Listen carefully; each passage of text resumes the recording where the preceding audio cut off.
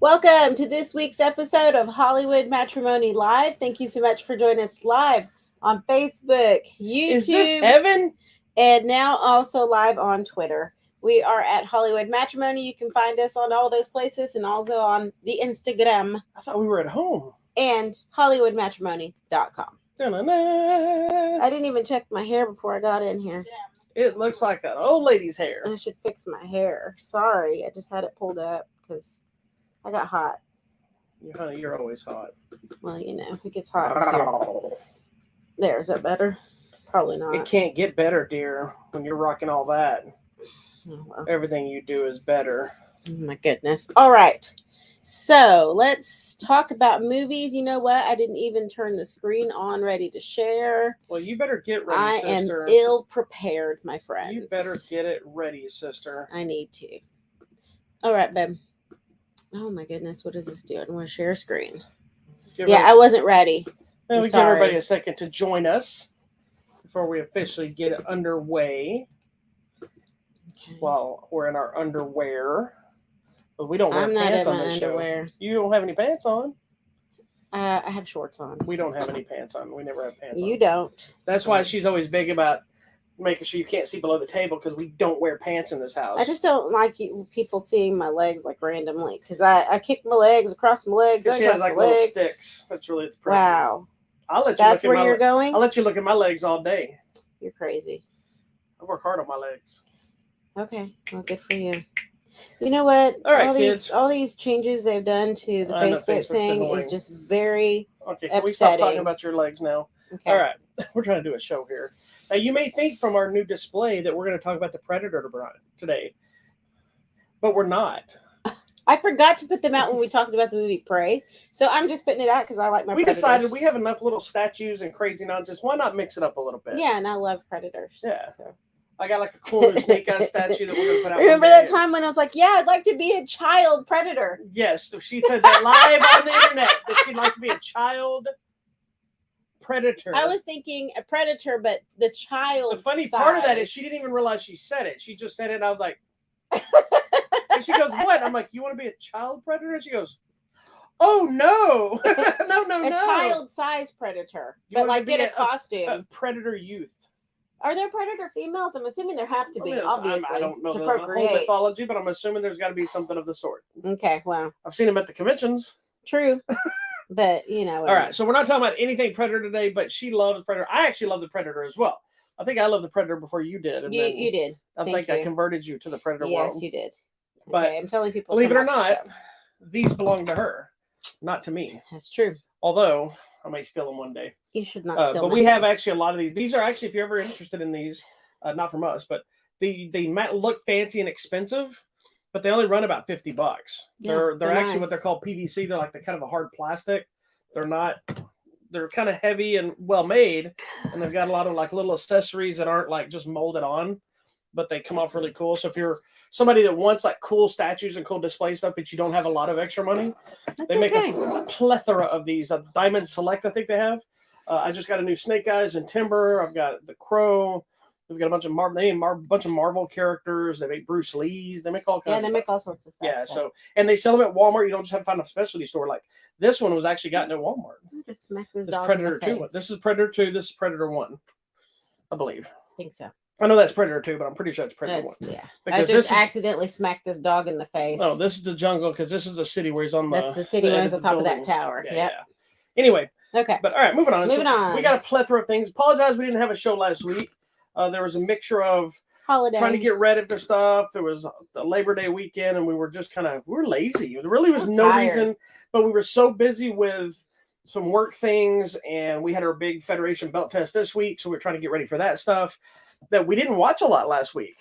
So we would have come onto the show with one movie. That's okay. I mean, we could have made an hour show out of one movie. Well, honestly, because we just random about nonsense. We do. But we ramble. We had decided, you know what? Let's take a day off because you had taken the week off, sort of, from work, and so we just decided to take a day off. But now we're back, and we got a plethora of things to discuss. All right. So what do you want to start with, man? We got comedies, we got dramas, we got animations, we got all kinds of things. Well, you want to talk about the one that's the oldest from last week? This one? Yeah.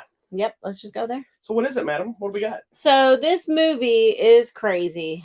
and it is called Honk for Jesus and Save Your Soul. I go to you, sir. This is actually one. It's Sterling K. Brown and Regina Hall. And it was a movie that I saw a trailer for, and I immediately thought of you. Thank you. Because of your family running their own church, and dad's a minister, and you know your mom is the first lady of the church, and she is. No. She is too. No, she doesn't do that. Doesn't matter if she does it, but she is. Okay. She's married to the pastor. Yeah, but she okay. I know y'all don't actually do this stuff. I'm just saying that's what she is into it. In her status of what this is in comparison to the church. That's what she is, whether she calls herself that or not. She's like, I'm a trophy husband, even though we don't go by that. It's a participation trophy, but I'm a trophy nonetheless. I'm the little plastic one that's like this tall, that's like a cup. The little soccer cup. The little one you buy at like the dollar store to give everybody number one dad. I'm that everyone kind of trophy. Anyway, so this movie is kind of I guess it's a mockumentary. It's a satire in a way. It is satire. It's kind of like The Office and that kind of stuff. So basically, it's a church. It's crazy. It's a mega church, and there's a scandal of sorts that causes this pastor and his wife and their big church. You know, they end up having to close down, and they lose their congregation over the situation. Drama. So they're trying to rebuild it. And so he hires a documentary film crew to film their re-rise to the glories of God and their church. Their big comeback. Yeah. So that's what it is. So it's kind of a mixture of comedies and drama. It's way heavier at times than I expected. It was. But it's also kind of an interesting look into not only mega churches, but the scandal mentality, the faith,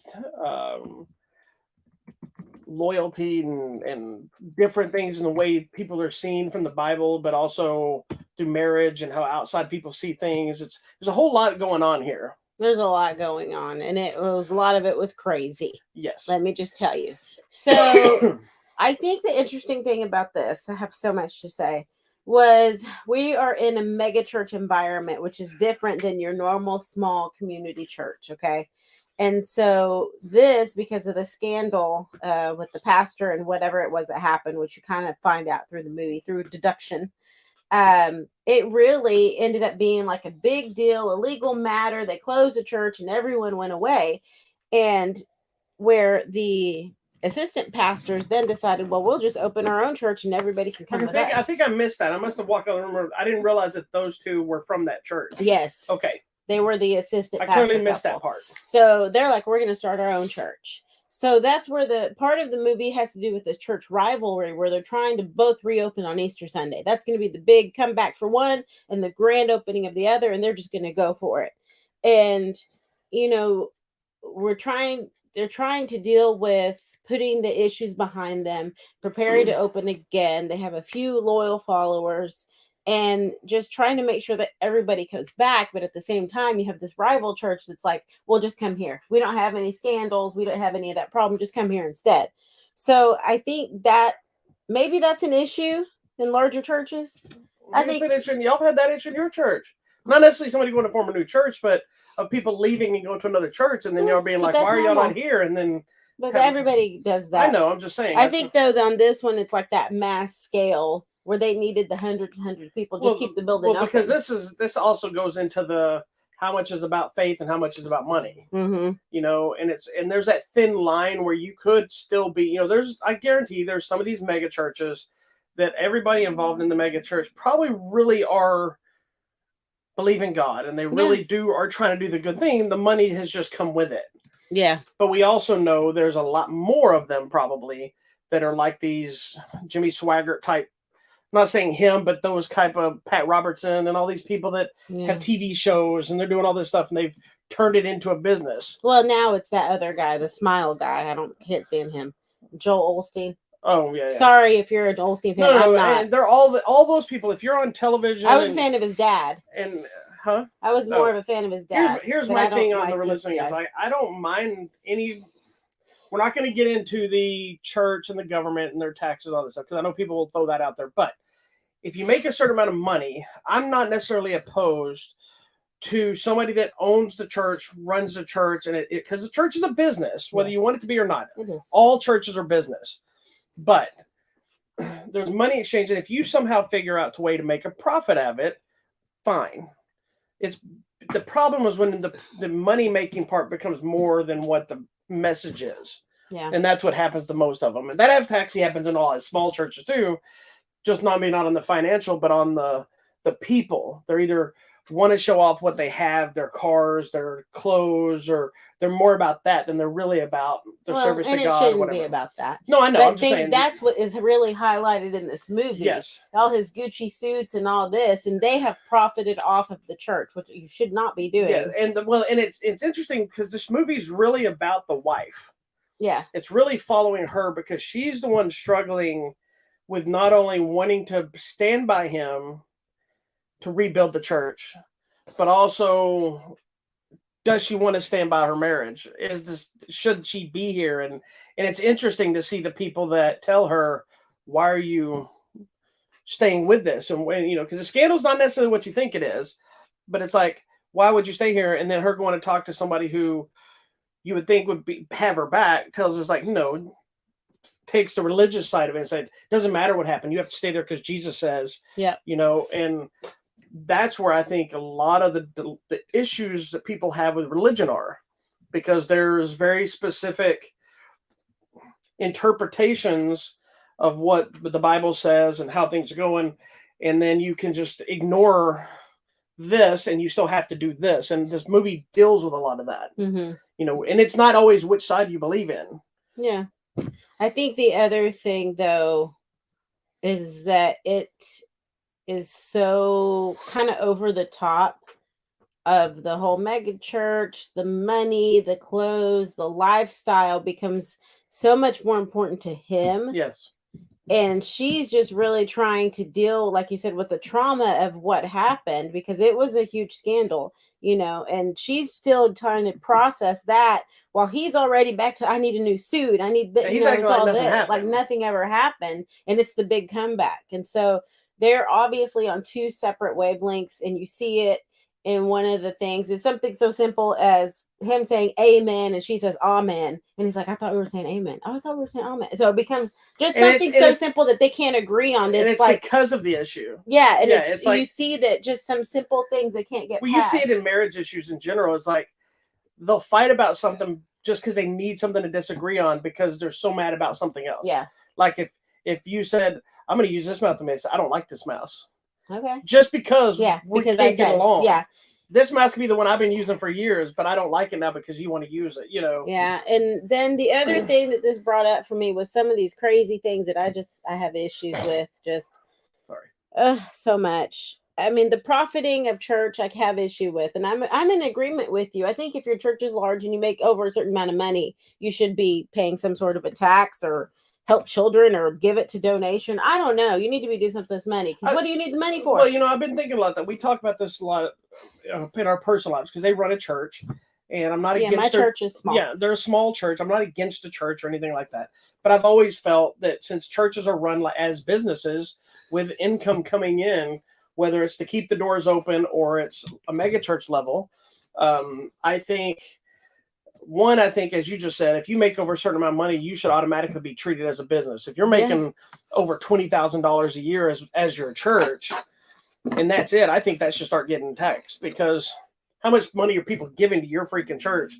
That's like, I mean, you do have to file a report and listing out your donors and all that. I think there's no tax implications. I think there's also a thing of, even if we didn't say tax to church, I think there should be audits to the churches to where they basically say, okay, we're not going to tax you, but because we don't tax you, we need to make sure the money's going where it should go. Well, that normally only happens when there is a large scandal, and it comes to like Hillsong happened in New York, because then that guy was totally using the funds for everything. I think that's where. But he also was using it for women and drugs. Well, of course, but I'm not even saying that every church that has a lot of money is doing illegal things. No, I just think I think there should be random audits on every church. Well, that's why you're required to file a tax. I know, but I think every church should have some random audit just to make sure that the money's coming there is paying for its building. Because some of them, this happens in Mexican church. Maybe this doesn't happen in mainstream American churches, but where one of them down south, they were actually laundering money for the cartel. Of course. Like, and a lot of it, it's a donation. There's stuff happens, I'm sure, here too, where the mob that doesn't exist and different Correct. things that we don't talk about that. But I'm even talking about like legal stuff, just to make sure that there's nothing in the church that's not being, because I think that would be something that would make people, all these people that are very anti, you must tax churches, and because a lot of those people either anti-religion or they've been through something bad or they're just angry because they don't have to pay taxes, is if there was some sort of an audit periodically, it just said, hey, we checked this church. They're paying their bills. It's going to the petition. It's doing for all the things it should be doing. They're fine. Yeah. And I think more churches than not are fine. I don't believe that every, if you have 5 churches, that 4 of them are bad. You know, and it's individual. But anyway, it's interesting because this movie deals with all of that kind of stuff. Not so much the taxing stuff, but like you're mentioning with him and his money and his suits, like he's working them into the sermons. And saying things, well, God wanted me to get here on time, so I had to take my jet, and I couldn't have that jet if we didn't do this. And God needs me to have that jet, right? And you somehow convinced your congregation, that that's normal, and they're like, "Amen, you deserve that jet," It's like, dang. While they go home, and they're the ones giving you their money, and they're going home to their little house, and Well, and then at some point, you always wonder, when does it become that whole cultish mentality or a Scientology thing where you're required to give all your money and pay your money, and even when you get to the end, it's like, oh no, there's a new book and you have to start all over, and it's a sad thing. Anywho, this movie goes into all of these things. It's really about their relationship and their marriage. How far do you go, and are you willing to forgive and stay with the person? I think, obviously, like you say, the religious implications of it are that you should forgive and stay. It depends. So you can get divorced if someone is unfaithful to you, but then you're not supposed to get married again. But see, that again, that's where it goes into the whole thing of, it's just guidelines that are in the Bible. I know, but again, that goes into some of the interpretation stuff, because there's some people that interpret that same kind of thing that says there is no reason for divorce ever. Well, it says in there for infidelity. I know, but there's some people that will tell you just the opposite. Probably abuse too. I have to go look. And that's where the issue comes in. Is there's so many different variables that you read things and it says this. I've had other people say, well, no, it specifically says this, and it's 2 completely different things, and it's just prosperity gospel. Yes, that Joel Osteen dude. I mean, that becomes hiding money in the walls. Yeah, that becomes an issue. Is like, when you're dealing with faith and not facts, and I'm not saying I don't believe in the Bible. I'm not saying faith is fact, but it's not. That's 2 different words. It is. No, I know. It is my fact. You're saying it's fact because of your faith. And a movie later on is going to prove one of my stories in the Bible. What movie? Oh dear God! It didn't prove anything. It does. But yeah, no, so far from it. But yeah, so it's like, there's so many things that we could go on. Me and her could go on all day. We went into this. The other thing that really freaked me out was when they went into the church mimes. Cannot deal with that. I'm sorry. It's religious mimes freak me out. I've actually seen one in person. Had no idea what was happening. You just don't like mimes. I don't. They're creepy. So you shouldn't have creepy clown things at church doing like dances and things. That's weird. If you want to talk about creepy things at church, the clown mentality is way less down thing than people trying to throw out their stupid speaking in tongues fake crap. That is not stupid. It is fake. Take that back. I will not take it back, because I think speaking in tongues is a load of shit. It's not. It's in the Bible. That's people random. Again, it's somebody wrote it in the Bible because somebody spoke gibberish. No. Yes. It is for real. It is not for real. People just randomly do it. No, they don't randomly do it. Yes, they do. People all the time when they're talking to church, they'll be like, this guy. They just start going, they're not saying crap. They're just randomly saying nonsense. We'll have to have a whole Bible study about this. So we're not having a study because I'll educate you on shit. this. I'm going to call you. No, it's not. You're not going to educate me. I grew up in the church. And I grew up in a church that didn't believe in speaking in tongues y'all either. are Baptists. That's why. Then that doesn't mean that. Y'all are limited. You have a limited scope of the Bible. And this is the problem with religion. That right there proves my point of religion. Because everybody has. They also don't believe women can be pastors. So I was like, no. Apparently they do, because my parents' church had a female pastor. No, remember they didn't like her and they sent. They didn't like her, but they had one. Barely. They kicked her out and got someone else. This exactly proves my point. It's the different interpretations through the different religions.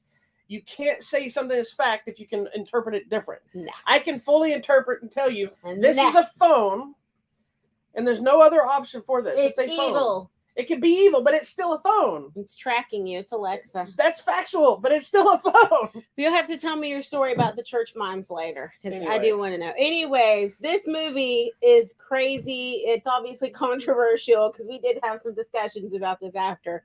So honk for Jesus, save your soul. Honking for Jesus. That's obviously not saving us right now. Not saving nobody. Oh, there was this very cute lady at the Walmart gas station today who was like, let me give you a love letter from Jesus. And she was just passing out her letters. I'm like, thank you, ma'am. I don't need it. I am on my way to church, but I hope you get to talk to somebody today.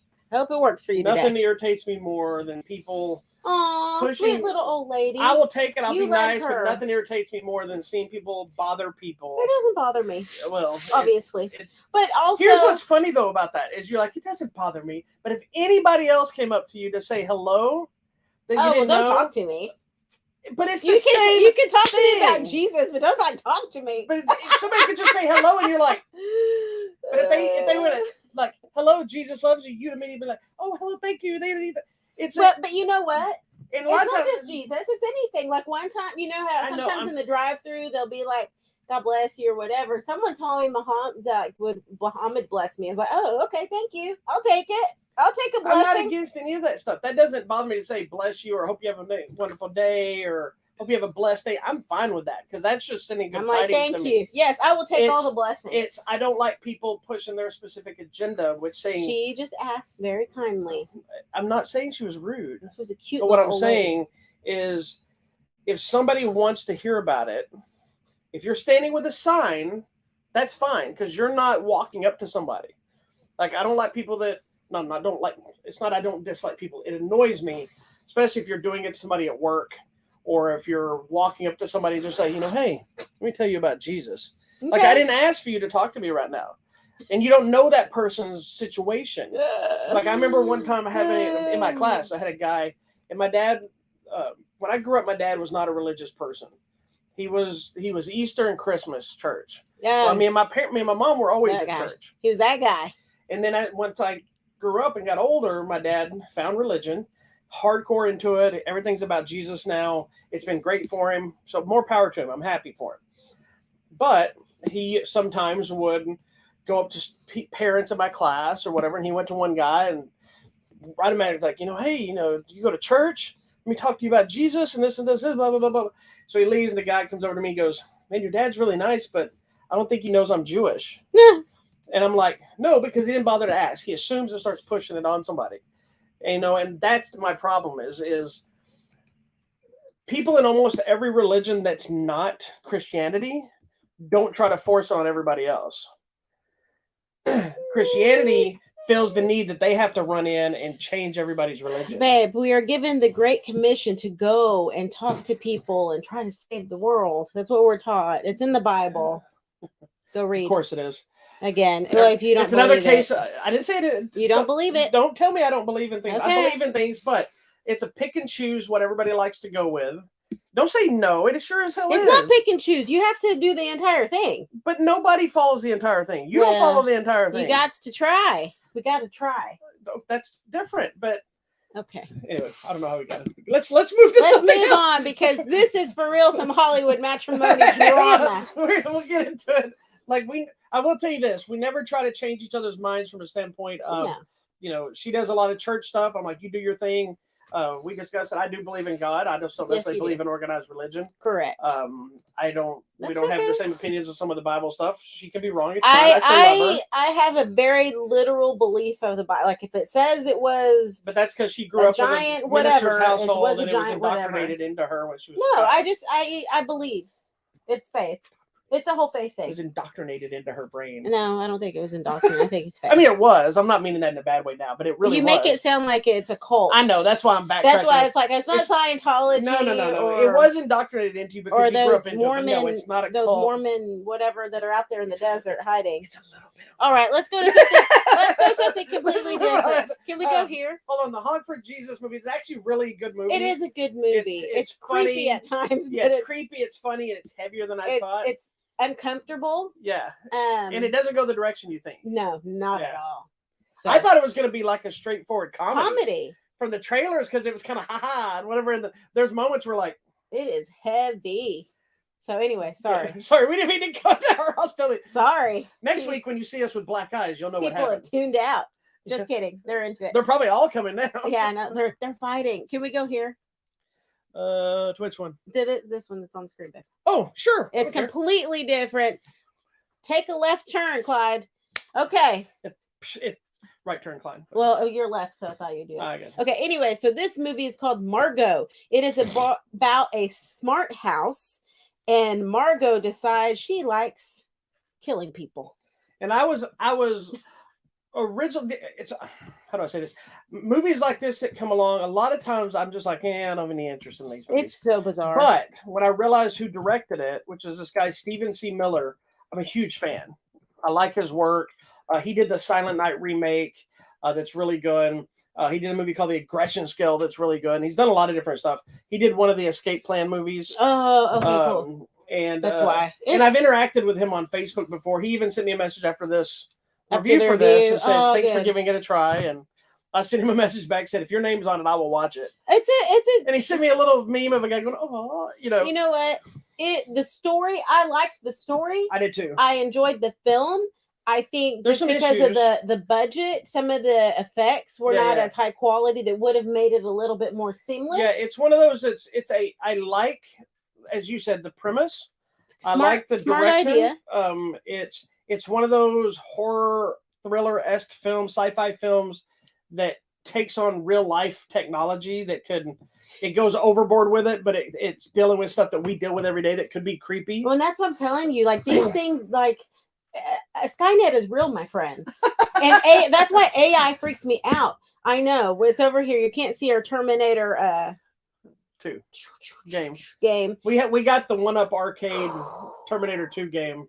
But there was that. Thanks, Jordan.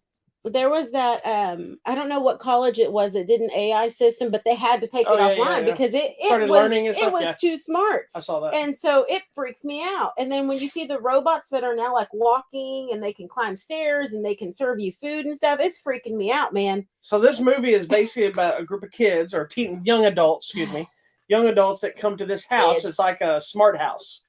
And okay, so the one thing I don't know is how did they come in contact with this house? Do they say? I was having some issues hearing it. He found it on one of like those Airbnb type things. So he thought it'd be fun. The problem, this was not with the movie. This was me. Is I have a hearing issue, and because I had a.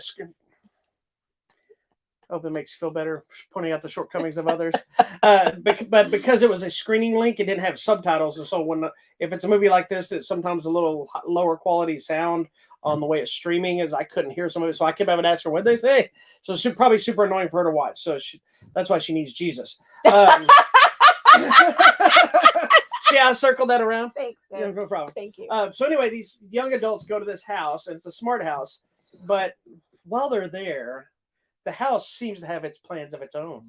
So it's interesting because what it does is, to access the house, there's no keys, which they have this now. Like everything's on your phone. Like you can unlock your car, your house, or whatever now on your phone. That's kind of like how we got in this house before we moved in. Correct. Because we did a walking.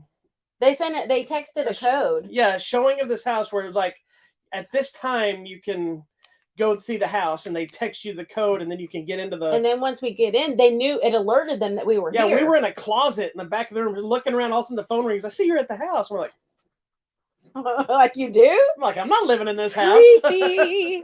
Anyways, so what it did is you access the system, but what it did was it scanned their phones and their entire social media profiles.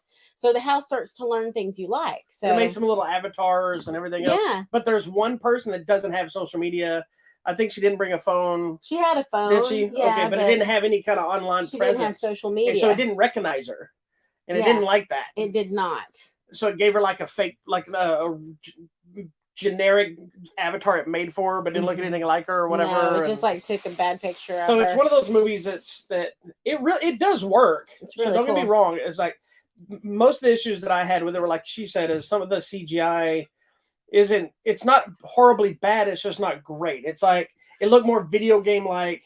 on some of it, some animation aspect where it's very obviously CGI as opposed to kind of what we're used to. And that's the problem for these lower budget movies is the CGI graphics and stuff when you see in these Star Wars and Marvel movies and all these things that are so good that when you see ones that aren't great, it's instantly noticeable. Yeah. Whereas if this movie had been made in like the 90s, it would have been awesome. Like, this is awesome. Look at that. You know. But there's no way to do this with any kind of practical some of it you couldn't, because it's a smart house. It's, after these kids. I did appreciate some of the kills. Yeah, they had some fun kills. Not all the effects are bad, mind you. No. There's some good stuff. There's a tentacle thing, and that's really the only one that was... And then I think the moldy, the 3D printer liquid. I thought most of that was actually well done. Good. Yeah. Cool. There's a tentacle thing. They're like a robot tentacle. Robot arms that cook make coffee and drinks and stuff. That was really the only one I think that was. It needed a little. But most everything else worked okay. Yeah, it was really good. And the people are all annoying, but that's kind of par for the course. Is there's always all these jerks and. The rude bitch, and then there's the nerdy guy, the nerd pothead. It's like, it's very generic on that term, but I mean, it works. And the creepy factor of, like you were saying, of being attached to your phone or knowing what you liked because it looked on your social media, and it's ironic. Oh, I didn't tell you this. Works into this perfectly. So, we were talking about cars in the living room a little while ago. Yes. And you were on CarMax looking here. So I came in here. Did it pop up? Hold on. It wasn't on Facebook though. I was in here and I typed in something on, I don't remember if it was on YouTube or Twitter when I was signing on, and it popped up an ad for CarMax. Yeah, mine did that too when I went to the movie site. The difference is you were on your computer. I know, but I came to my computer in a whole different room, and it still brought me up to CarMax. And I didn't type anything about CarMax. They were listening to them. Alexa listens. Yeah, there's a whole documentary we talked about before on Netflix that talks about the algorithms and how they know. Gosh, you need to go watch that. This one's snoring. Is that what that was? You should... Oh, Jesus. Anyway, but no, the movie goes all in. It's got some fun twists. I like the ending. The ending is not a stereotypical Hollywood ending, and it makes sense because is there really a way out of this? And you would think just leave the house, but once you see what they're actually doing, it becomes a lot harder to do that. Yeah. Someone mentioned the musical score. I agree. The music in this movie was really good. I think that's the other element that I really enjoyed because, if there is no music and there's silence, your movie makes no sense. But I did like, they're saying it's like a Neo-style musical score that makes the film take off. And I agree. There's moments, where you have that sounds, you understand what's happening. And this one, it mixes a lot of modern pop and rock, but then you have the underscore of like the terror music come through, and then something will happen. Then it goes back to like sunny, happy, birds are chirping. So I did appreciate actually the score in this movie too. Yeah. I think really the other thing that bothered me about the movie is there were so many bad choices and decisions. That happens in all horror I know, movies. and it always irritates me. Stupid But kids. It seemed like in this movie there were a couple times it's just like this isn't even a choice. This is reactions to like things that happen that people don't seem fazed. And like the first time anything like that would happen, a normal human being would have been like, I'm out. Yeah, this is not okay. But everybody else is like, I'm sorry, if a house starts talking to me and it's like, I see that you like cats. Let me change your whole wallpaper to cats. Our house does that already. Well, it's creepy. No, it's one of those things. Like I think this movie will definitely find a good audience. Yeah. I think Miller's made a great film like he always does. It has bumps. You got to know you're watching a lower budget movie. I think you have to just let it happen. Like I said, the kill, like you mentioned earlier, does have some fun kills, including some that involve a massage chair. That I think is always awesome. Anytime you use something that's not meant to kill you and kill you with it, it makes me entertained. Yeah, I agree. So that's what makes this movie work even more. Yeah. I mean, that's really why you watch a movie like this anyways. You want to see people get killed. You just want to see and you want to see unlikable, annoying young people die. Correct. That's the point of horror. There you go. All right, so check it out. Hippies getting coffee, and you finally get to watch them get wiped out. Where is this movie at? I believe it is currently, it's on digital. Okay, so find it on the line. Yeah, so it's not a theatrical release. The other movie you need to watch is called The Social Dilemma. Oh, is that It is on Netflix. That's the Netflix. It's the one that tells you about the algorithms. They are always tracking us. It was very interesting documentary. Even though we all know all this stuff exists, it was very interesting just to see. But it also goes to the statistics of younger people and how much social media and their social profiles and everything has attributed to anxiety, depression, bullying, suicide, all these things. It's horrible. So anyways, check that out too. Sorry, don't mean to bring you down. So let's bring it back up with something cute. Look, the irony of him. Somebody just shared another review of Margaux, and he was thinking of. Oh, let's talk about a meet cute.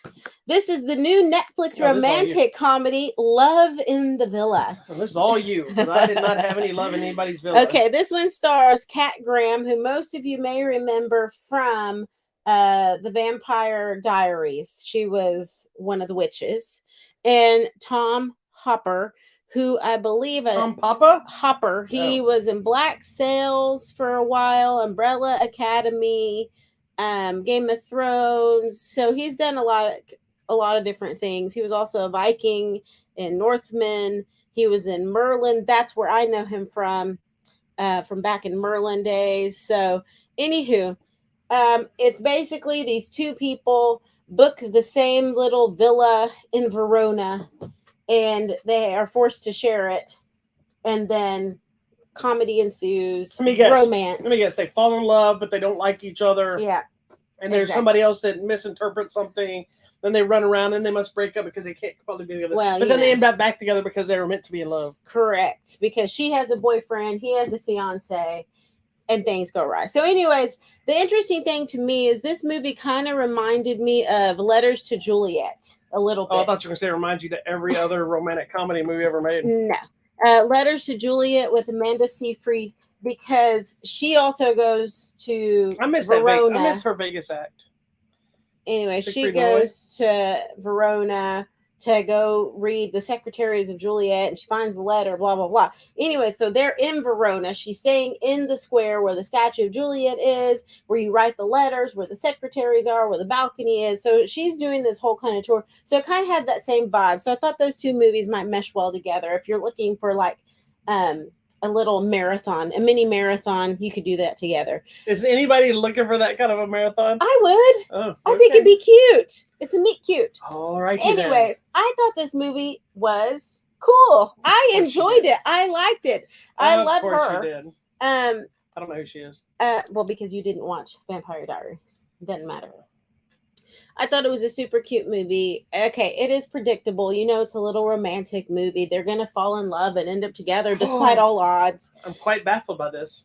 But you know what? The location, being in Italy, dealing with all that made it kind of a cute backdrop. There's vineyards and these beautiful chalets and just, you know, all these things that happen.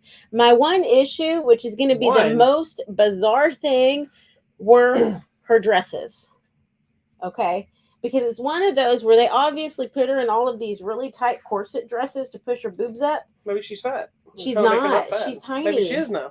But it was so tight and pushed up that her dress straps were always sticking up in the air because they pushed her dress up so high. So it's like her clothes didn't even fit her right. It's like there was no need to do that to her. Why is she wearing She's such a beautiful all the time? Exactly. There was no need to do that. Do you see the corsets in the movie? Well, you can tell it's a dress. It's a dress that has it in it. Yes. But well, maybe anyways, she's pregnant. There was no need. Maybe there was trying no to hide need. it. She's such a beautiful lady. Maybe she had COVID weight. Oh my God. Whatever. That's what I have. I think it. Is that what you have? I have COVID weight 2 years later. You know what? Lots of people do. I thought it was a very cute, enchanting little film. I have a COVID weight as I eat a pizza. It's like y'all are removing Hallmark movies now. It's a Netflix movie. Yes, hello. Thank you very much. And we aren't doing anything, sir. You know what? It is her. I watch all these movies. I watch a variety of movies. You know what? I watched this week. I watched this week. I'll tell you about it in a minute. We've seen it together. It doesn't matter. I watched it separate. I got to watch it again. And this week I watched Rocky 4. Again? I did in between some stuff. On the plane, kind of fell asleep and then watched it. And then what else did I watch? I watched such a wide variety of movies. Oh, I watched Butterfly Effect randomly because I thought about it. With Ashton Kutcher? Yeah. So you know what? I watch all movies and I'm open to everything, even Hallmark movies, because when it's Christmas time, I am there for Christmas Prince, Christmas Wish, Christmas in the whatever, Christmas this and that. I am there for all of it. So don't judge me. We move on to the next film. Haters, all of you. Not really, just my best friends hating on me. Okay, so where do you want to talk? You want to talk about that wherever you want to go. Or that? That's going to take a long time. This one? Yeah, so let's go let's go here. How many more do we have? Just that set and that's Oh, okay. So the next one we're going to talk about is the latest animated to live action adaptation from Disney in a movie called Pinocchio. Thank you. I made a rule in our house that if we talked about this movie, you could only say it by going Pinocchio. So anytime it's mentioned in our house, you have to say that. Yes. So Disney made a new live action version of the film with Tom Hanks as Geppetto, and it was basically streaming exclusively on Disney Plus. It debuted for Disney Plus Day, which was on the 8th, and we decided to go back and watch the original 1940 animated classic, yes. Which we actually have. I'm not a big fan of Pinocchio. Right, I like the movie, but I've never been a big fan. Really? But we actually have a little more of a personal connection, only because we went to San Francisco. We were in San Francisco, and we didn't. I don't think we knew it was there. We didn't. We ran stumbled upon it. We went to the cemetery, and then we were driving around. Well, because we had gone to go see Yoda. Right, and then we went to that military cemetery. The military cemetery. From there, it was. We saw a sign, or we saw buildings, and we went to look, and we found a Walt Disney Museum, and we went in there and just happened to be celebrating Pinocchio. And it was an entire Pinocchio museum. Yeah, they had like all the artwork and a lot of stuff, but then they had a theater showing Pinocchio. So we sat down in the theater. We watched the entire movie by ourselves in a little mini theater. It was awesome. I think there was 2 or 3 people, but it was awesome. So it was fun to kind of say, hey, let's watch it again. And that's where they had that big projector thing where you can see how they did the layering of the cells. Yeah. Like, but my gosh, it was amazing. We decided to dive back in, and so we went on Disney Plus. We watched the original film again because we wanted to really be able to match and see, because we didn't remember everything in detail, and see. Plus, also like to see the inappropriate stuff that were put in animated films back then that's not okay now, with the smoking and the drinking and some of the scary violence and things like that a lot of Disney stuff has. Excuse me. I haven't been on the Pinocchio Express, but I want to go. Oh, so anyway. So, do you think it helped you, before we talk about the new movie, to help watch the original movie first? Yes, it did. It actually did. And I actually liked watching them kind of back to back. We watched one day and the one the next day. And I liked watching them kind of back to back. I think I remembered everything. Right. There were a couple of things. I tried to pay a little bit more attention since I knew we were watching the new one. And it's so kind of uncanny and amazing how they can make the live action version really feel like the original, like down to the fish and Figaro. That's kind of where some of the issues come in with the new movie. But really, I liked it. I think that's been everybody's issues, but we'll discuss. I didn't hate it by any means. I mean, and then you and I got into the whole discussion of Jiminy Cricket looking too human. Well, the original, I read a thing years ago that the original design for Jiminy Cricket made him look like a cricket. And Walt Disney was like, that is too scary looking for kids to be watching. He's going to look more human. Yes. So they basically just made his head look kind of like a cricket, and the rest of his body just looks like a little person. Correct. So he doesn't look like cricket at all. No. But in the new one, he looks like a cricket. Tom Hanks does not have dead eyes. Tom Hanks does not have dead eyes. Tom Hanks. I know what you're saying. The Polar Tom Express. Hanks is not animated in this film. No, that's live action. So the new Pinocchio is a live action movie. It is from Robert Zemeckis, who made Polar Express. He also made Forrest Gump and Castaway. So him and Tom Hanks have worked together numerous times. But in this case, the only animation are the random characters. Pinocchio, Jiminy Cricket, Figaro, and the fish. Your anamorphic characters. Yeah. So and the movie. Okay, so I'm gonna say this. Well, what did you think of the movie before I say the new one? Yeah, I really liked it, and in a way, I mean, I think I told you this. Reviews. Really? Yeah. Oh my goodness! In a way, I thought it actually gave a little more depth and story and background to the original. I feel like you get a little bit more of Pinocchio, of why of the Pinocchio. I feel like you get a little more interwoven of the bad guys and the school situation. John and all them. Yeah, I feel like there's more story in a way. Well, and here's where a lot of the dilemma happens. But it stays happens. true to the original story. Yeah, and here's the two things. A lot of people felt that it didn't really do anything new.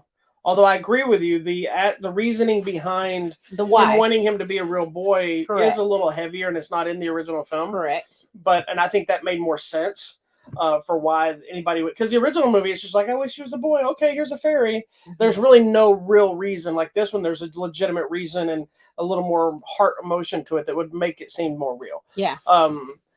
But I kind of understand. So here's the thing with the movie. I enjoyed it thoroughly, but if you're looking for a movie that is kind of taking the animated thing, expanding it, doing a lot of new things, this is not the movie. This is almost a shot-to-shot remake of the animated feature, and I think that's what a lot of people were kind of disappointed in. Well, what else were you expecting? Well, that they didn't try to, because like even with Lion King and some of that stuff like this, even though it's a lot of the same stuff, the scenery is slightly different. The way they did certain scenes are different.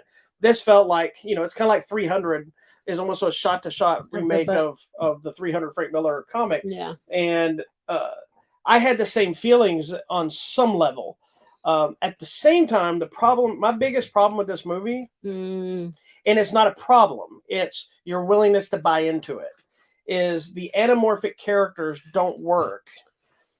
Because there's no explanation behind it. There's no reasoning behind why is Honest John, who in the movie's a fox in clothes, and he's got this scruffy, dirty cat with him that's in clothes that talks, and Pinocchio being a wooden boy running around. Nobody seems to have a problem with why this exists. You know what I mean? Like they throw Pinocchio out of the school. You're not a real boy, but nobody's like, why the hell is there a little alive wooden boy running around here in school? That's not the issue. It's you're not real, so you can't come to school. And that's the kind of stuff that works in a cartoon because you somehow buy into it. But in the real world, you're like, I need an explanation. I don't think you do, though, because I think it's like any other live action thing when you have like a Tom and Jerry. Why are Tom and Jerry running around talking? But I agree with that. I agree that that's why that doesn't work. See, and that doesn't bother me. It doesn't. It doesn't bother me. I also think, though, too, we're not the age group. Well, it doesn't bother me, like Chip and Dale, for instance. It made sense because they created a world that was co-inhabited by cartoons. Where the cartoons were a show, and now they existed in the world. In real so life. People you're a cartoon. I know that, and it's okay. But I'm not saying everything needed an explanation. I'm just saying it just makes it feel off. But if you're a child, does it matter? I don't think talking. I do in this case. I think it would matter. I don't think this movie will connect with kids as much as it probably should, because at the same time, they might find entertainment in it, but I don't think the Pinocchio story is overly engaging for a child. The animated one, the visuals, all that will suck them in. Seeing these animals talk stuff. The live action becomes a little creepier, and it's a little more like, I don't know. For now, as adults, we get what's happening. Yeah, we understand I totally get it. Maybe I like it for nostalgia purposes, but I've always liked Pinocchio. Well, that's what I'm saying, is if you're willing to buy into the movie, which I was willing to, even though that kind of annoyed me, I was willing to buy into, this is the story of Pinocchio, this is what's going to happen, I'm going to let it happen. Once I said that and got over it, I enjoyed the movie fine. Yeah. It's just, that's where I think a disconnect is a lot of people is, when you watch it and seeing the fantastical things that are happening, but they're not in a fantastical world. It's a world that's just things are kind of being. It's a normal world with things thrown into it. I guess. You buy into crap in Star Wars because it's these fantastical planets. I think it's like Hulk pants. I think you just suspend belief and you go with it. But don't bring up Hulk pants. But I think also too, if we're in a Disney world, anything can happen in a Disney-esque world. And again, that would be, I would agree, if they created an actual, which is probably something Disney should have done years ago, that they have a universe that is Disney and not where all things are possible. Yeah, but that's not what this is. It's not like Pinocchio exists in the same world as Lion King and Pete's Dragon and Little Mermaid, and they're not in the same world. They're different places, and they use real life places to exist in real life situations. And I know we're dealing with fairies and talking crickets and all that stuff. I'm just saying that the visual aspect of that doesn't always connect. It's harder to accept it. It was super animated in a real environment. Yeah, it's like the donkey stuff later in the movie. Pinocchio's that works way better. I know what you're saying. Because that supernatural element is him. This guy's like, hey, I know you're not real. And now we have some magic happening. But where did this freaking talking fox with clothes come from? Well, I mean, there's one line that Geppetto's like, be careful on your way to school because there's a lot of crazy characters out there. So I think that's the one line that's supposed to make it okay. I think my issue is, but I mean, there's also talking animals all over the place, but they're real animals talking. Yeah, so maybe that's the difference. Is you have a goose who Pinocchio's talking to, or Jiminy Cricket's talking to. Pinocchio's so should we have had like a real fox? Yeah, because Pinocchio's not necessarily talking to the animals that are talking earlier. The real animals, Jiminy Cricket's talking to him, but he's an animal talking to an animal. But then suddenly you have a talking fox who can talk to everybody. So would it have been better to have an actual fox walking? No, I would almost say this should be a case where they should have changed Honest John to a person. But again, then you lose the thing of, well, Honest John's supposed to be this creepy fox character, you know? So I don't know. I mean, it's a flaw in that entire story in the first place. So why is there suddenly animals that are this and they're doing business with humans? And it should, again, it's I know it's like why are we having this stupid argument about Pinocchio? But it's one of those that no, I mean the visual of Pinocchio looks amazing. It impacts you, and if it stops your the disbelief in the story, same thing in like Margaux. It's like same thing in like Margaux. Yeah. When you see those effects that don't work all the time, like, it takes you out of the terror. It takes you out of the story just for that split second. I get it. You know. I'm just hoping it connects in with maybe a younger audience. I'm sure a lot of us watched it because we remember Pinocchio as children. I didn't hate it by any means. And Tom Hanks is amazing. That's something is a lot of people were saying they felt like Tom Hanks just walked through it. And I'm like, I thought Tom Hanks was really good. Well, this is not about him. It's about Pinocchio. There are some clunky Tom Hanks moments in this movie that it did feel like that he was just kind of doing the line, not really. Maybe. I don't know. But this isn't about Geppetto. It isn't about him. It's about Pinocchio. Now, what I will give this movie major props for is the way they handle the real boy segment of the movie at the end. Yes. Because there's no way this could have been done right and looked right. Correct. Other than what they did. What they did was perfect. And I really, some people might not like it, and I don't want to spoil it because I want you to see, you need to see how it ends. But I thought that was handled brilliantly. What did you think about Monstro?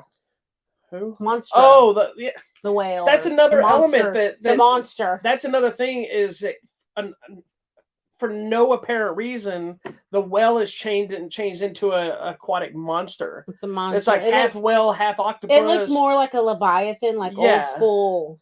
Which would make more sense in this world, but again, we're making it even more fantastical without establishing that this world is fantastical. Now, seeing that, and also that recent story where the lady in the boat was swallowed by a whale, are you okay with Jonah and the whale? No, because come on. First of all, you can't compare the people that got moderately swallowed by their boat for a couple of seconds to the Pinocchio movie that was a bunch of CGI and to people. Jonah and the Bible. Pinocchio did not really get swallowed by a whale and get out. It was a movie in CGI. No, his dad did. He went into the whale to get his dad back out. This is me rowing the boat. Your argument is stupid. It is not stupid. If you want to talk about the real lady getting swallowed by the whale in the Jonah, I will have that discussion. I will not let Pinocchio be brought into the conversation. You gotta let Pinocchio when there was be people your behind guy. a computer making that Whatever. happen. Okay, what did you think about Jiminy Cricket?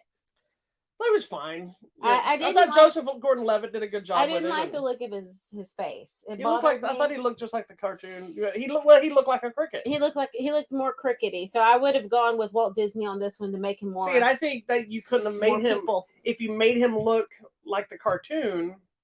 Then again, it would be even further. That's the thing is when you take anamorphic animals, make them in live action. It's difficult. Like the reason to me that I know not everybody loved. I love the live action Lion King.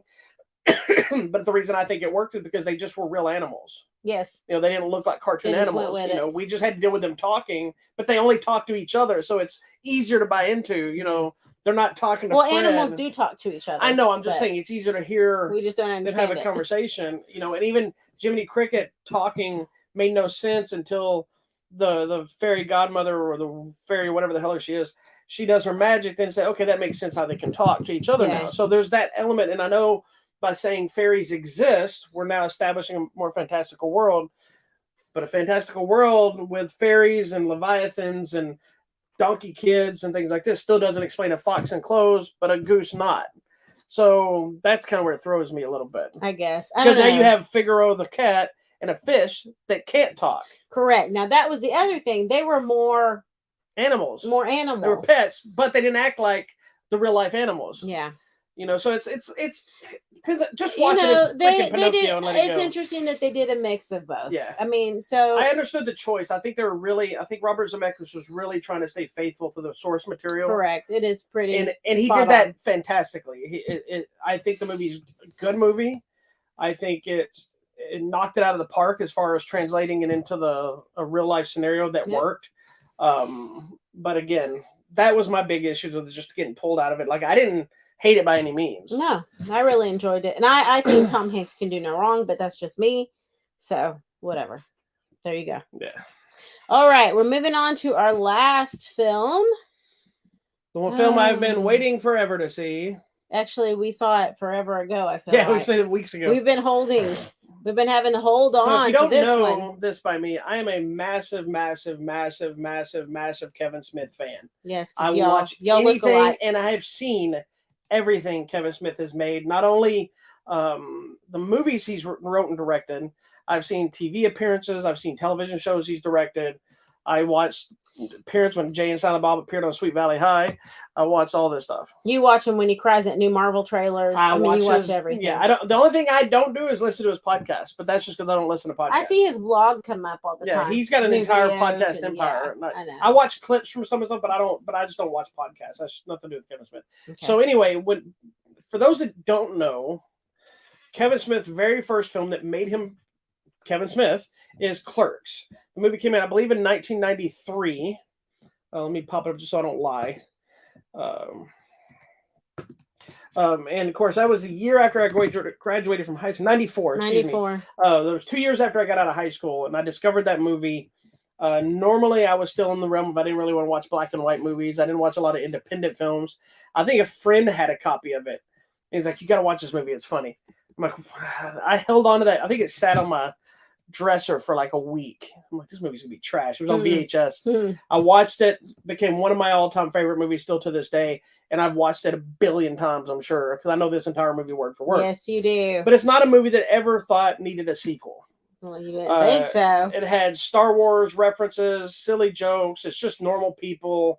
I actually watched a reaction video the other night of two guys that I like that watched Clerks for the first time. And even they finished and they're like, this might be one of the funniest movies I have ever seen. Really movie's hilarious, it's brilliant, and it makes total sense why Kevin Smith has a career.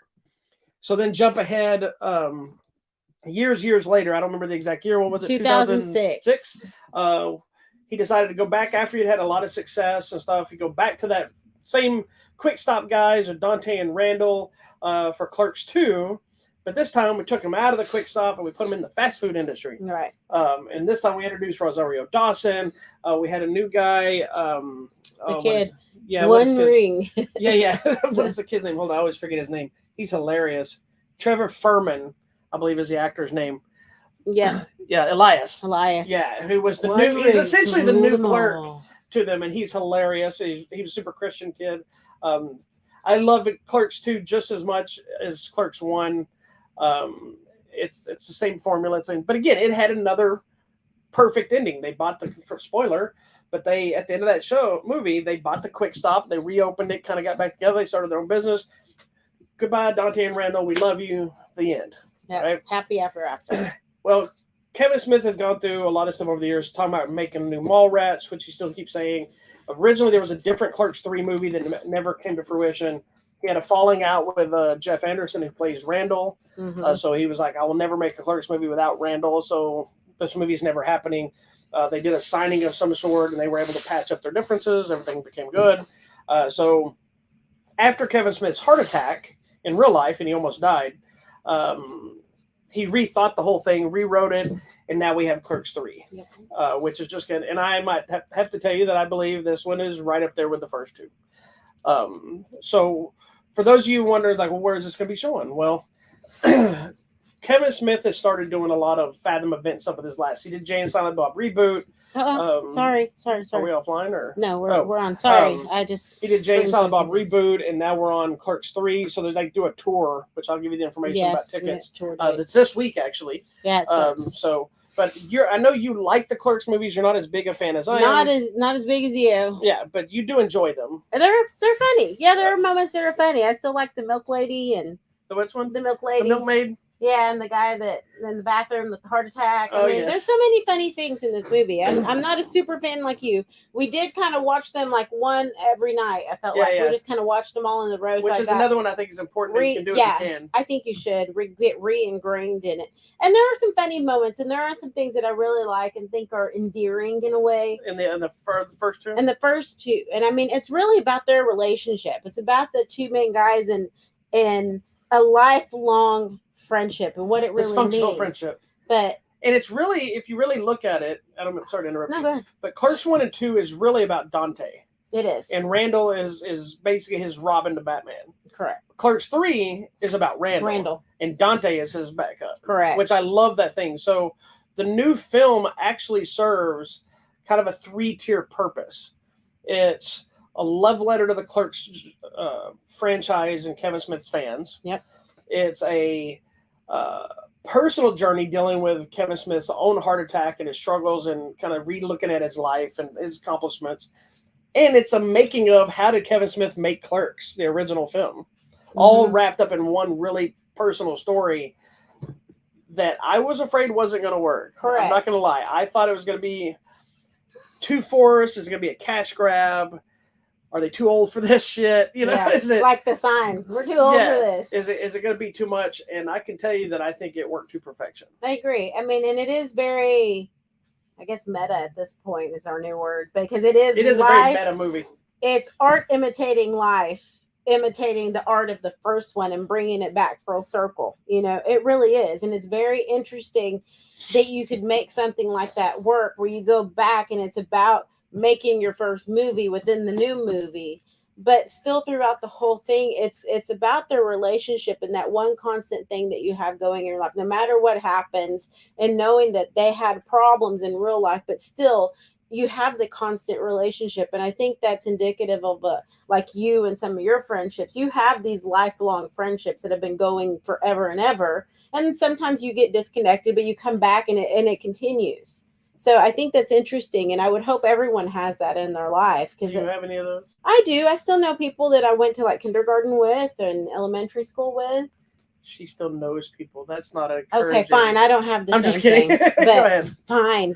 Great. Thanks for pointing that out to the entire universe. That she has me. That's all she needs. I don't have friends. I only have like 4 or 5 friends. She actually has a lot more friends as you let her on. She's just. But I think it's interesting, and then I think too. I think the Predator? No, no. The Predator. You're pointing at the Predator. Dante and Randall too also serve as one version of the relationship, with Jay and Silent Bob as the other side of the relationship too. So those two are constant. You have the crazy guys and then the kind of working guys, but I think that's the kind of the relationships that because Dante is always the straight laced. Yes. I got to rethink. I do my business. I don't want to. There's a whole element of it in the first Clerks movie dealing with the fact that Dante is a pushover and he's always apologizing for something he shouldn't be apologizing for.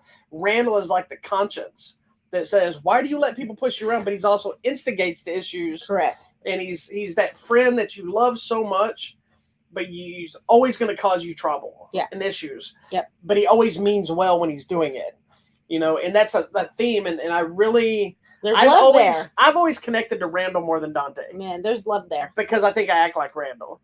You know, I'm sarcastic. I'm silly. I'm easily offended to other people. Offensive towards other people sometimes. And it's probably maybe because of Clerks, because there's some of that stuff in that movie that just kill me every single time. But I love that this movie not only is focused more on Randall's, because and you see in the trailer, the premise of the movie is they've been running the quick stop, and Randall has a heart attack. Yeah. So that's mimicking Kevin Smith's real life heart attack. And then he decides he's done nothing with his life. And Dante makes some mentions like, I always thought you'd make a movie or something, because he was always talks about movies the whole time.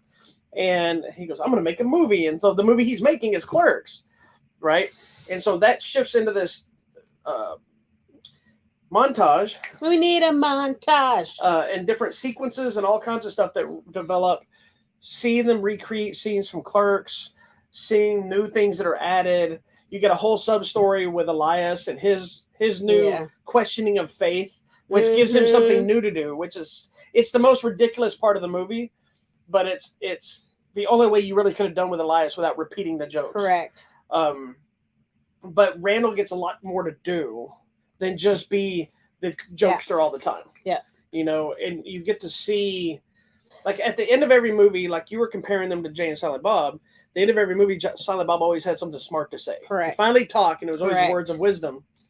And this one was like Silent Bob got to talk the whole movie. Not Silent Bob, but Randall. Instead of just having the quips, he got to actually be that character. Yes. And Dante had to be like still trying to be the voice of reason. This isn't going to work. Why are you doing this? What, you know? Yeah. But I will say this: there's a scene at the end of the movie that Jeff Anderson plays Randall, Brian O'Halloran plays Dante.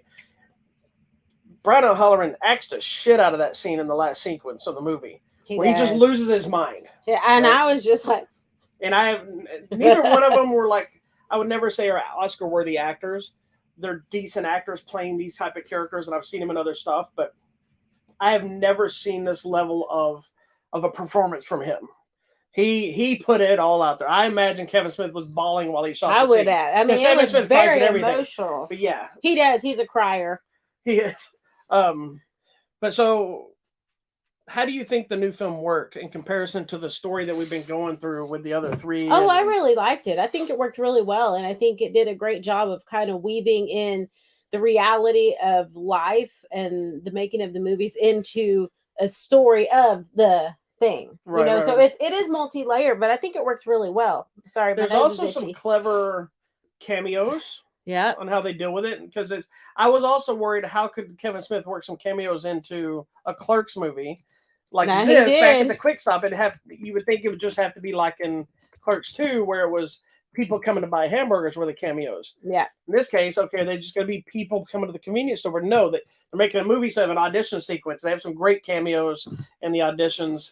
Some of them you won't recognize, because they're maybe not super famous people, but they're connected to Kevin Smith if you research Correct. them. Some of these, I was like... And there's one of them I got to tell you, or I might have told you. Well, I'm just going to tell you. There's a... Is this a spoiler? Yes and no. But there's a lady that's not a known actress in the film. Mm-hmm. So this is not a spoiler of who it is. Well, I'm saying spoiler. But she's connected to the original movie is how you would know her. Oh, okay. She's apparently, from what I've watched the interview, because Kevin Smith has talked about her publicly in the interview. So that's why I don't consider this a major spoiler. Okay, I will take off the spoiler. She's the lady in the original Clerks that Randall is on the counter reading the newspaper, and she's asking if a movie's any good. Oh, yes. And he's like, that's one of my favorite scenes of the whole movie, because she's like, well, you work here. She's like, is this movie any good? He goes, she goes, that movie sucks. And then she comes back and she's like, what about these two movies? He goes, oh, those two movies are great. She goes, they're the same two movies. You weren't even listening to me.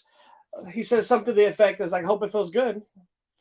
And she's like, what do you mean? What? Pointing out the shortcomings of others. Nah. Goes, I don't appreciate your clever ruse, ma'am. You know, and it turns this whole thing, and she leaves. So apparently locally in Jersey or wherever they're at, she's very well known for her Lucille Ball impersonation as an actress. Oh, that's cool. So in Clerks 3, I don't know if you remember, in the audition sequence, there's a lady that's like her. It's the same lady. They said that they contacted her about coming to the movie. Sweet. And she lost her shit because not only was she getting to come back, but she got to do her Lucy impression she looked really in front of the big screen instead of just on stage there locally. Awesome. But there's a lot of little homages that's cool that will have hardcore Clerks fans of the original film. Forget celebrities.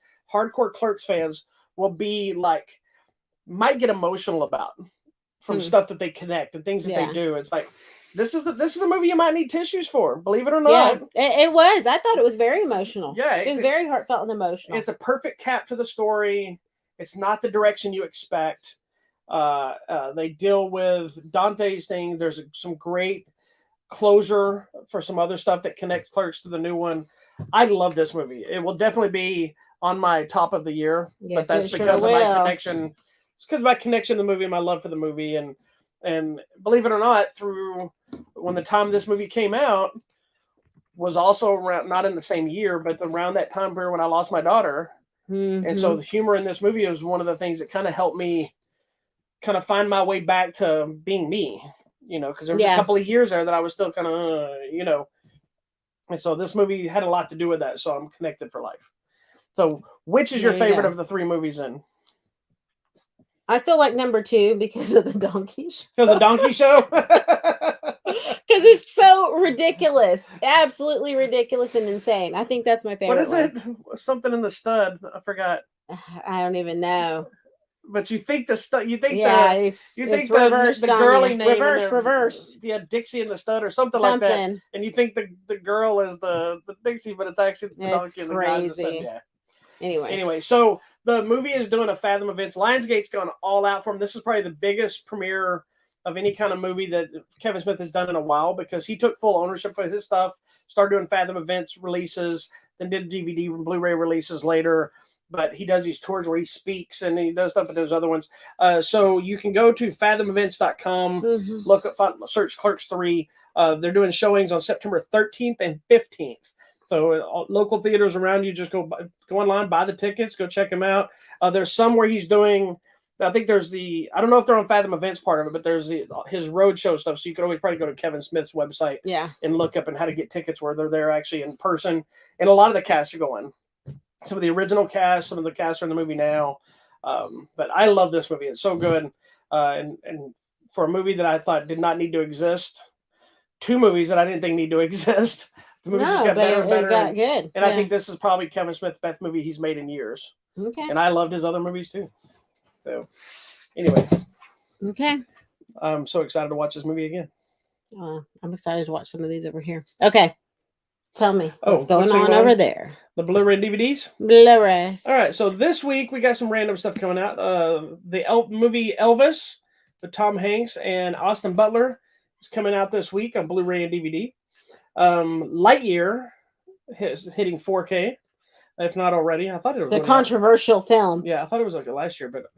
But anyway, it says it's coming out. The movie Where the Crawdads Sing is coming to Blu-ray, which has caused a lot of controversy. Has it? Yeah, because from the people that read the book, or so there was some realism to the murder that's connected to this, and the writer and all this stuff, and now they're connecting it to something else. So it's a whole. Did she know something about a real murder? Supposedly, I think it's more like she murdered somebody, something to that extent. So, what? You'll have to read. I don't know the extent of the article, but I know the movie I believe is based on a book that the person wrote about something that really happened. But they shouldn't have. They were involved in. Oh. And then supposedly it opened up something other thing that they were possibly involved in. I haven't followed it up, so I don't know all the details of everything. Anyway, I'm not saying the writer murdered anybody. I don't know. What? But I think that's what the implication was from one of the articles I read. Oh, my. The 6th and final season of Lucifer is coming to Blu-ray and DVD, and we may just, in fact, have a giveaway of that soon. Ooh. Cool World, which I love, which is a really bizarre Ralph Bakshi movie with Brad Pitt, Kim Basinger. Brad Pitt will not watch this movie, but I will because I love it. Real Genius is getting the 4K treatment with Val Kilmer. Tropic Thunder is getting a 4K treatment. That's pretty much it. It's not a lot of big stuff outside of Elvis and the Crawdads movie. So that's what's happening over here. Okay. You can look it up in a minute. Go back to your other stuff. No, I'm not looking that up. I'm counting on my fingers. Okay, so today is September 11th. So today, this may be near you, there's a Fathom event for the 10th anniversary of Pitch Perfect. It's back in theaters. If you'd like to go and sing along, that might be fun. Or you can just turn on your DVD at home. Coming out on Tuesday to video demand and digital is a movie called House of Darkness, starring Justin Long and Kate Bosworth. They meet up for just a date. And then, is it just a hookup or is it not? What's going on? But then it says it turns playful and flirtatious, but also sinister and dark. Dun, dun, dun. I would be very scared to meet people on an app and go on a date. That scares me. What I would like to say, totally not related, but since we are talking about Kevin Smith today. Sure. I think he might have been in the press for this movie. Justin Long has stated that there have been talks for Tusk 2. Oh, my goodness. And Kevin Smith has confirmed that they may be making a Tusk 2. Wow. So I'm very excited. Okay, so as you mentioned, the 13th is one of the days when Clerks 3 is out as a Fathom event. So starting on the 13th, check Fathom events for tickets near you. Also on video demand and digital, this is interesting. It's a documentary called From Where They Stood. It's a group of prisoners, actually, from World War II camps that secretly took photos and tried to document the movement of the Nazi soldiers and what was happening in some of these camps, and they hid them all this time. And so now the documentary crew is going back to try and really expose everything that happened to these poor people that were there. So it's really interesting. I think it might be kind of hard to watch, but it's the stories behind the photographs. Okay, coming out on Wednesday, This is interesting. It's another documentary. It's going to be on Peacock, and it's called Hell of a Cruise. This documents the true story of the Diamond Princess cruise ship, which was the first cruise ship to be completely overwhelmed by the COVID virus. That first cruise ship where people were out there, everybody was sick, and it was a nightmare. I wonder if it was worse than the Carnival Cruise Line that got struck in no power, and people were talking about it, even though it was a lie, but they were talking about people were pooping everywhere. I don't know. We had people on at the time of the company I worked at. We had people on that ship, and it wasn't as bad as they made out. Yeah, but this one sounds like it was a nightmare. So we'll see.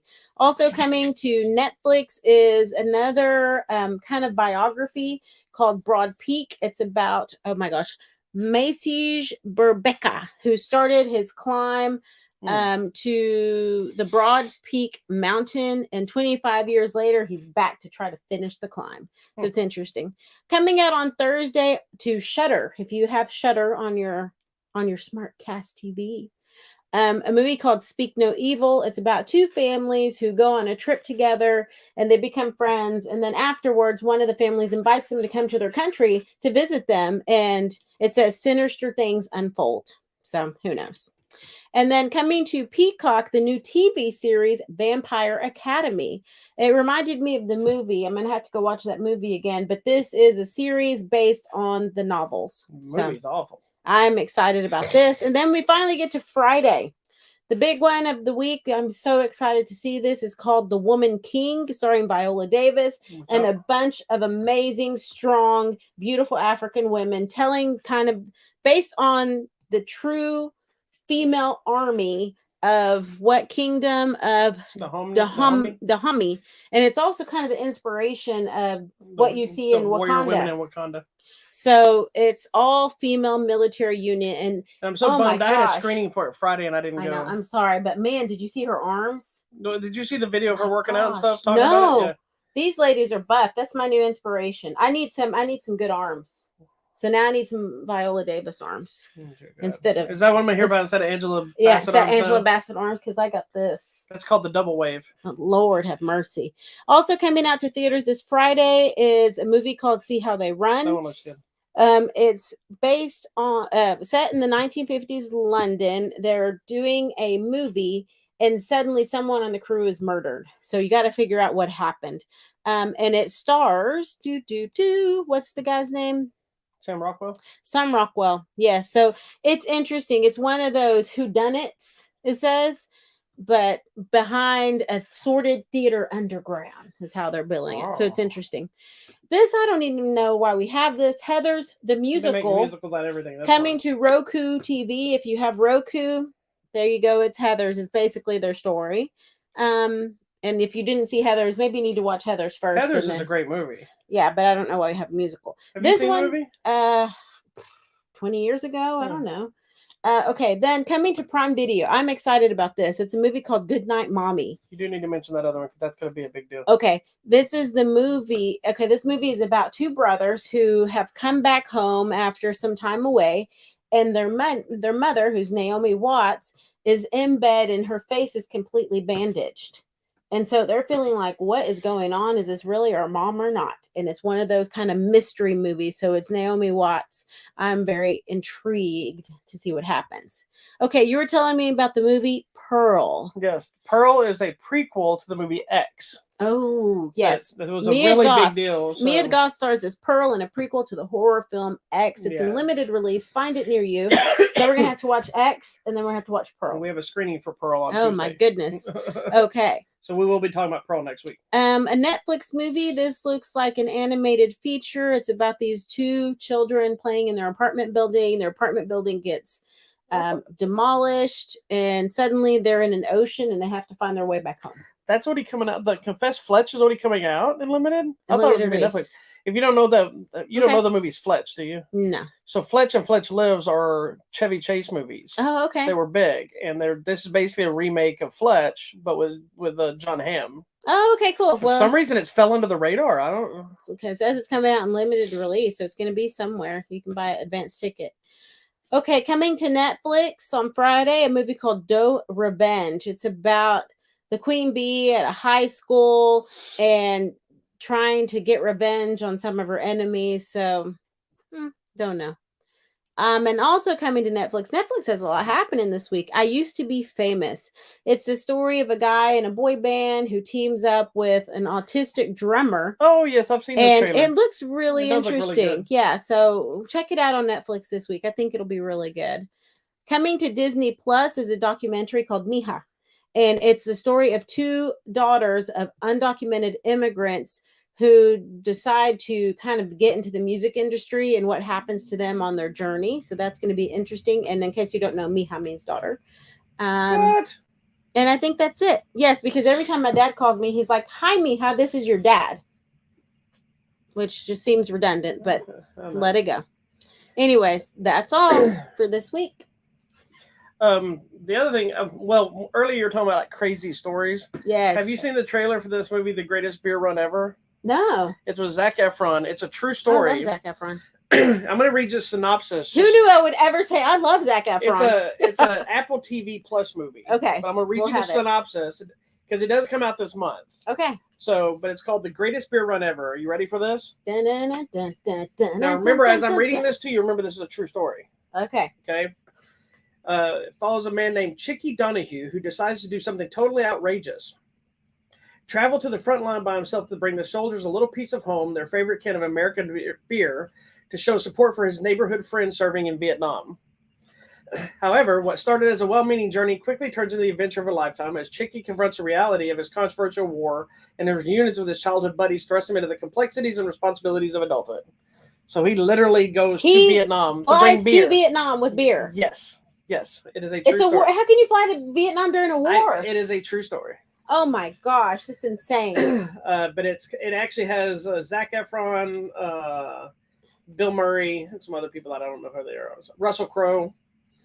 Wow. So wow. Someone said Real Genius is underrated. Okay, thank you. Real Genius is awesome. You don't know Real Genius? No. That's Val Kilmer's. I need to go back and watch all Val Kilmer things because you have seen all Val Kilmer things. I haven't. There's a few. And after seeing his documentary, his movie Top Secret, which is like an airplane type movie, Naked Gun thing. Yeah. Real Genius is kind of a comedy like this. Not quite a parody spoof, but it's awesome. I've watched Real Genius hundreds of times. Yeah, I'm sure. It was one of those movies that would come on, and I would come across it and I had to watch it again. Because there's one whole sequence where they fill a house up with popcorn.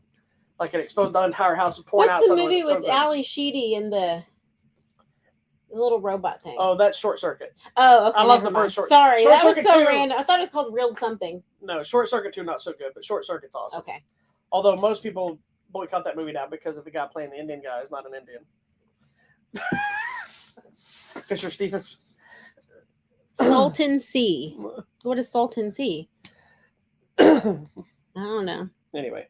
All right. That's it. I'm assuming that's a Val Kilmer movie. Okay, so go to giveaways. Oh, I wasn't ready for that. Yeah, it is Val Kilmer. Thank you. I close it. Val Kilmer's done some cool stuff. Thanks, Val Kilmer fans. Did you see the documentary? It was really good. I also have, the only Val Kilmer movie I've never watched all the way through is The Doors. I want to watch it because I was annoyed by it when I was younger when it came out. I was just like, ugh. Well, because I hate Jim Morrison's music and the movie. Was just, I liked it. I might like it. And I just like, there's no reason other than that. It wasn't anything bad about it. I just. Yeah. Thanks. Someone sent a prayer request. Sure, I'll add it to the list, man. I'm open. We will get on that. I will for sure. I know you will. So our giveaways this week. We still have copies of Baby Assassins, which is not really a good segue into this.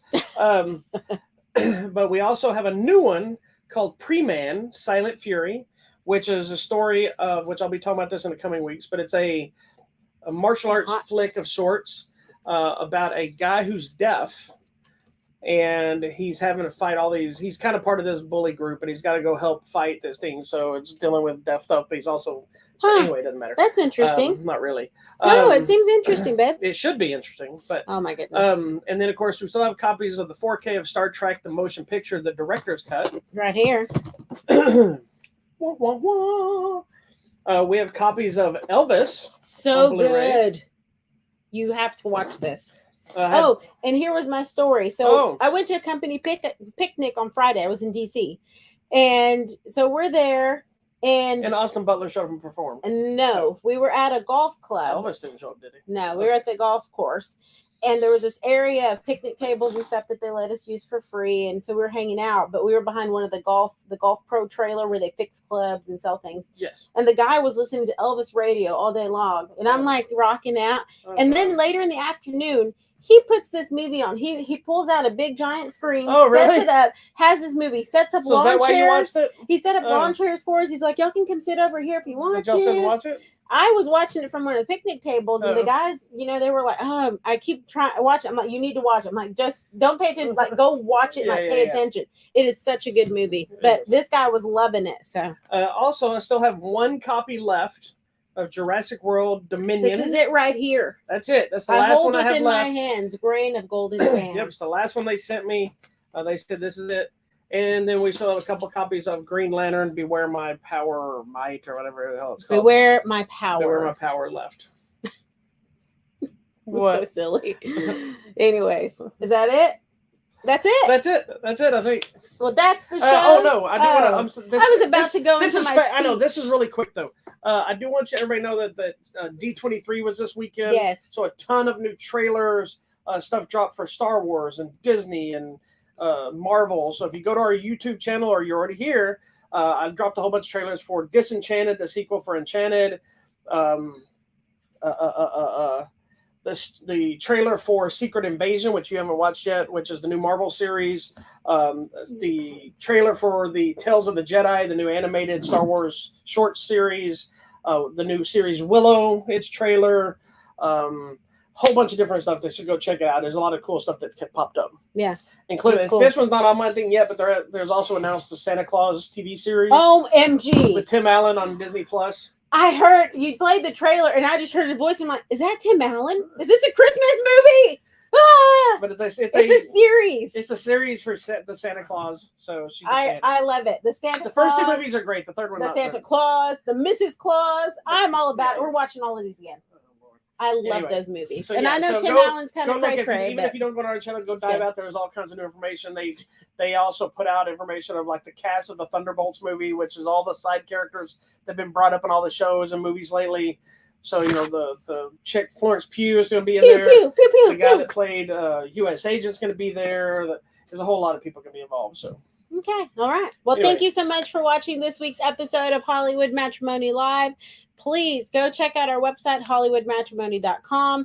Please go find us on Instagram, Twitter, Facebook, YouTube. Go like, go subscribe. You can turn off notifications if you want. But the more we get likes and subscribes, the more free things we have to give away. So please do that. That's all. Peace and love. We'll be back here next Sunday for another episode. See you then. Bye.